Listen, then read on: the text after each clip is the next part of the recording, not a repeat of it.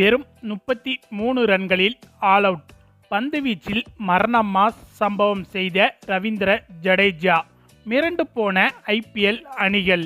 அதாவது இந்த வருட ஐபிஎல் சீசன் தொடங்க இன்னும் 4 நாட்களே இருக்கும் நிலையில் மார்ச் 23ஆம் தேதி சென்னை சேப்பாக்கத்தில் வைத்து மும்பை இந்தியன்ஸ் மற்றும் சிஎஸ்கே அணிகள் மோதுகின்றன. இந்த போட்டிக்கான சிஎஸ்கே அணியின் பிளேயிங் 11இல் விஜய் சங்கர் மற்றும் அஸ்வின் இடம்பெறுவார்கள் என்று எதிர்பார்க்கப்படுகிறது. மேலும் நூர் அகமது, கலீல் அகமது ஆகியோரும் அறிமுகமாவார்கள் என்றும் எதிர்பார்க்கப்படுகிறது. அதோடு ருத்ராஜ் கெய்க்வாட் தொடர்ந்து 2வது சீசனாக சிஎஸ்கே அணிக்கு கேப்டனாக தொடர்கிறார். மேலும் 2 ஆண்டுகளுக்கு பிறகு ஓப்பனிங்கில் ருத்ராஜும் டிவோன் கான்வேவும் களமிறங்குகிறார்கள்.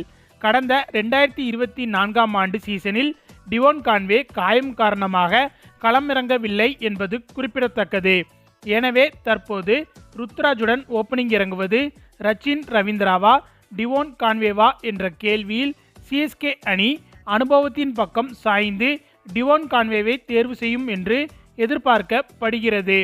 அதோடு 3வது இடத்தில் தொடர்ந்து 2 சீசன்களாக மோசமாக இருந்து வரும் ராகுல் திரிபாதிக்கு பதில் ரச்சின் ரவீந்திரா இடம்பெற்றாலும் ஆச்சரியப்படுவதற்கு இல்லை.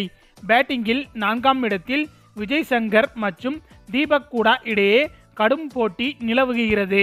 இதில் யார் உள்ளே வருவார்கள் என்பது தெரியவில்லை.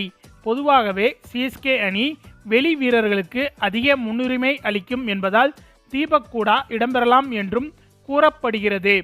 ஆனால் விஜய் சங்கர் ஆல்ரவுண்டர் என்பதால் தோனிக்கு ஆல்ரவுண்டர்களே அதிகம் பிடிக்கும் என்பதால் விஜய் சங்கரை தேர்வு செய்ய வாய்ப்பு அதிகமாகவே உள்ளது. அடுத்த இடத்தில் சிவம் துபே களமிறங்குவார். இவர் இந்த சீசனில் அதிரடியில் வெளுத்து வாங்குவார் என்றும் எதிர்பார்க்கப்படுகிறது.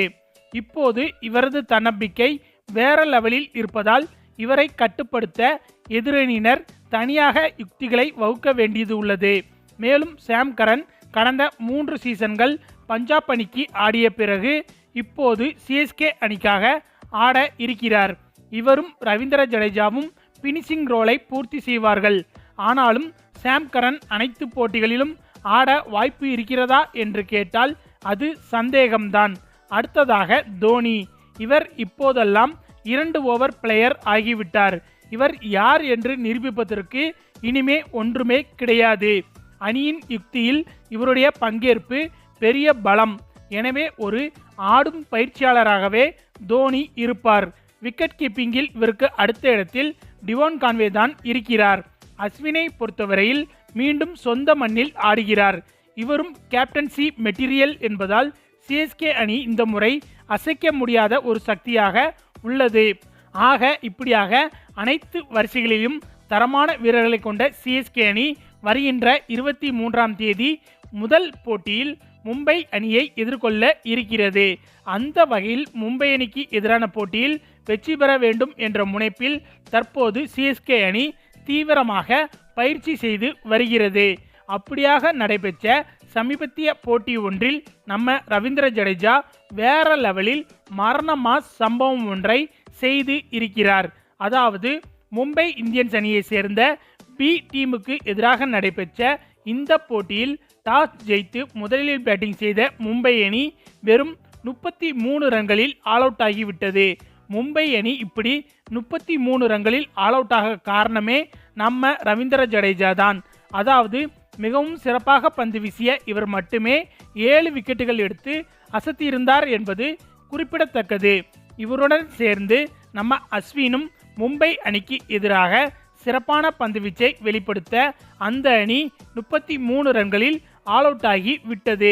பின்னர் இந்த எளிய இலக்கை சேசிங் செய்ய களமிறங்கிய நம்ம சிஎஸ்கே அணி 4 ஓவரில் விக்கெட் இழப்பின்றி 36 ரன்கள் எடுத்து அபார வெற்றி பெற்று இருந்தது என்பது குறிப்பிடத்தக்கது.